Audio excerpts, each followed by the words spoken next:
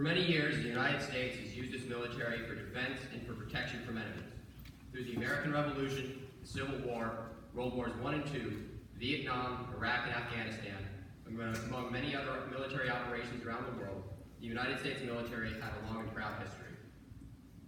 The military, however, is not just one group or organization. It is made up of 5 branches, each providing a different service to the country in battle or in homeland security. The United States Coast Guard, the United States Marines, the United States Navy, the United States Army, and lastly, my personal favorite, the subject of the speech, the United States Air Force. This is an important topic to me because many of my family members have served in the Air Force. My grandfather is a 3rd-generation United States Military Academy graduate. His brother attended the United States Air Force Academy, and my cousin did ROTC for the Air Force at Harvard. My other grandfather, Bob Merchant, also spent a year in the United States Air Force. This is why this is an important topic to me. The concept for the Air Force began on August 1st, 1907, when the Army Signal Corps said that they wanted to, quote, take charge of all matters pertaining to military ballooning air machines and all kindred objects.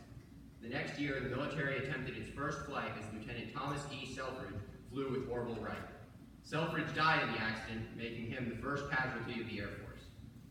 Then in 1913, the military ordered the aviation units who were working on flight from our very own hometown of Augusta, Georgia, and Palm Beach, Florida, to go to Texas and work on aviation and take part in the 2nd Division maneuvers, which basically meant that they were forming their own branch separate from the Army. These people became known as the 1st Provisional Aero Squadron. Now the United States Air Force had officially begun in its concept. However, it would take a long time to get to where it is today, as this was the first aviation-only squad in the military. If you were thinking that America would be going to war soon in this time period, you would be right. The United States Army Air Corps played a larger role in World War I, as many members of the United States military were Army, and the Army Air Corps was young and not particularly well established, with only 8 officers, 54 enlisted men, and 6 aircrafts. However, just 1 year into the war in Europe, these numbers would go up to 44 officers, 224 enlisted men, and 23 aircrafts.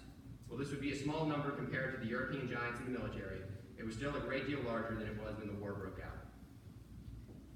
Between World War I and World War II, there would be a complete transformation of the United States Army Air Corps. The planes used in this year, 1918, would normally have been biplanes with open cockpits and would have had the horsepower and speed of today's modern cars. Quite literally, the first planes used in the military for the Air Force would have had a horsepower of roughly 250 and top speeds of 120 miles at their best. Roughly as much horsepower and top speed as a Maroon 2004 Honda Odyssey. This is all in contrast to what they would become in 1939.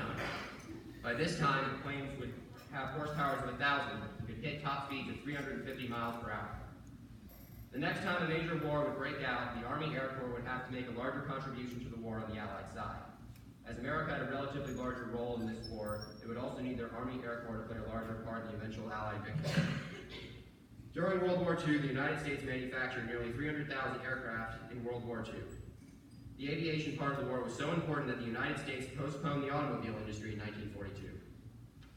Beginning in 1939, when the Germans started their conquest across Europe, the United States Air Force was put in the position of getting whatever it needed from the United States government during the war, because the aviation aspect of the war had become increasingly significant. This is when the Air Force really began. In addition to all of the things that happened, many people would also make huge contributions to how the Air Force would be born and become what it is today. Obviously, the Wright brothers would be important due to the fact that without them, the concept of flying would have been different, possibly wouldn't have occurred until many years later, which would have in turn pushed back the timeline for the United States Air Force. However, there is another important person in the movement for military aviation, and that is Billy Mitchell. Mitchell is today a very controversial figure. However, that does not change the fact that he was extremely instrumental in getting the Air Force off the ground, so to speak. Mitchell was controversial because he was court-martialed after he bombed German aircraft carriers in the United States after the United States Navy told him not to. This was extremely embarrassing for the United States Navy, as a person under their command just directly disobeyed orders. This resulted in his court-martial. However, he is not just notable because he was court-martialed. He's notable because he is regarded as the father of the United States Air Force. Mitchell was given authority over all aerial brigadier combat units in France in World War I. He commanded 1,481 American and Allied planes in an aerial assault on the Germans, which helped to weaken the Germans' ground forces during the war. He was publicly critical of many of his superiors and wasn't happy with a lot of things they did during wartime. He is quoted as saying, quote, nothing can stop the attack of an aircraft except another aircraft. His fire and determination are partially what is responsible for the aviation and the military we have today, and may not have occurred if he had not been so gung-ho about getting the military up and running. Furthermore, what he said was very accurate, as generally speaking, whoever wins the air generally wins the war. However, Mitchell wasn't the only person who was extremely important to aviation. There was also Charles Lindbergh. And for those of us who remember, that took Mr. Boyd's class, we remember that the first person to cross the Atlantic Ocean in a monoplane going against the wind was Charles Lindbergh. He flew in the spirit of St. Louis. However, Lindbergh is very important to the Air Force because he was extremely outspoken against the war in Europe, and many viewed him as a Nazi sympathizer and someone who was not very patriotic.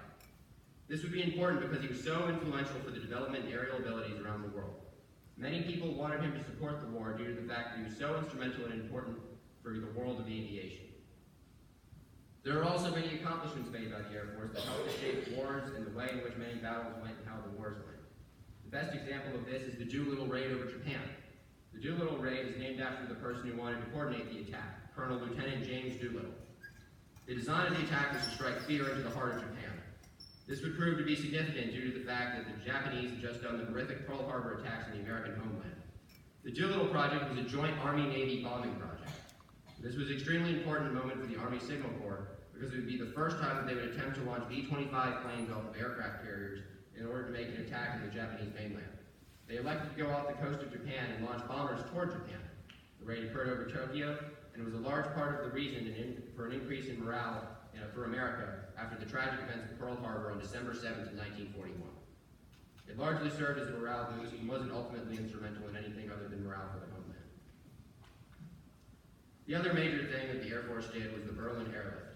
The Berlin Airlift occurred after World War II, when Berlin had been carved up into territories for different countries. The Soviets wanted all of Berlin for themselves, however, so they walled off the other areas that were occupied, thus creating East and West Berlin. Owned by France and Britain, the United States post-World War II, and East Berlin being communist and owned by Russia.